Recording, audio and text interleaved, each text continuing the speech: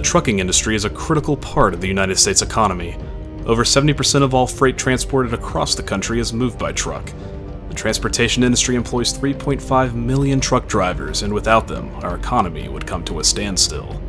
Truck driving is an honest job, but there's a strange subculture that has developed around the trucking community. Many rest areas, truck stops, and travel plazas have happy families heading on vacation on one side, but on the other side are prostitutes and drug dealers wandering the lot looking for interested truckers. When you're traveling the highway or stopped at a rest stop, you never really know who the stranger in the truck next to you might be. If there's an ideal profession for a serial killer, it might be a long-haul trucker and not some blood-spatter analyst or lumberjack. 40 years ago, 30% of serial killers in the United States got away with 5 or more murders before being caught. Today, that figure is down to 13%, with nearly half of all killers being caught after their first 2 murders. Long-haul truckers make ideal serial killers because their job is mobile. It is harder for the police to recognize a pattern in the murders when different police departments are working on each separate murder in different jurisdictions across the country. Truckers can travel at night when there is little to no traffic and with little supervision. Serial killers can pick up a victim in one state, murder them in another, and finally dump the body on the side of the highway in a third state that the victim has no known connection to.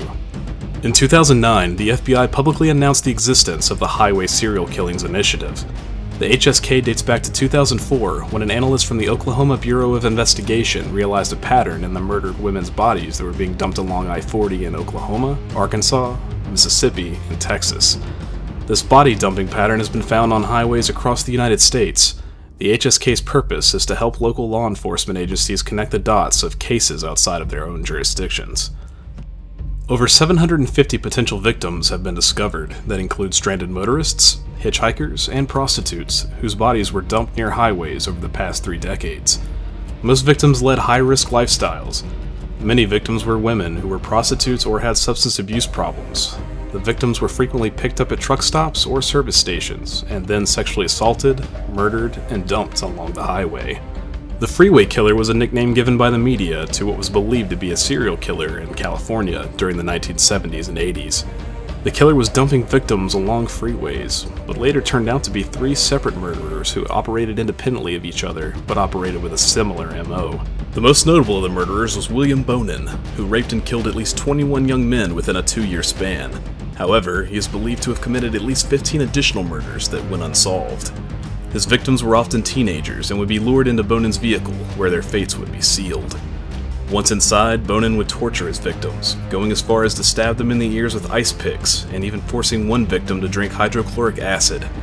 Bonin was eventually arrested, went to trial, and became the first person in the history of California to be executed via lethal injection. The other 2 freeway killers included Randy Kraft, who murdered and raped up to 67 of his victims, and Patrick Kearney, who was known to copulate with the corpses of up to 43 of his victims. This showed there could be many of these killers traveling across the nation and dumping their victims along our highways. Even when a pattern is detected in killings, it is extremely difficult for truckers to be tracked as they freely move from state to state, selecting their next victim. The FBI has over 450 potential suspects in the ongoing murder investigations. Many of the suspects are truck drivers who drive across the country to earn a living. According to Ginger Strand's book, Killer on the Road, there are currently at least 25 serial killers who are in prison who are also truck drivers. Serial killers make up such a tiny fraction of the population, yet so many of them were truckers. The FBI estimates that there are currently between 25 to 50 active serial killers in America who haven't been caught yet. Unfortunately, most highway murders remain unsolved, and more murders are occurring every year. These murders are only expected to increase as more and more truckers enter the workforce with the growing demand in the transportation industry. However, self-driving trucks could bring the end of the highway murders and the jobs of 3.5 million hardworking Americans. Until that day arrives, I implore you to keep a keen eye on those drivers around you. That nice-looking man in the vehicle beside you may just be hiding a dark secret, waiting for you to discover it firsthand. Thanks, strangers, for watching. Please like, comment, and subscribe to our channel for more strange content every Wednesday. Also, check the video description below for additional reading and sources for this video. And until next time, stay strange.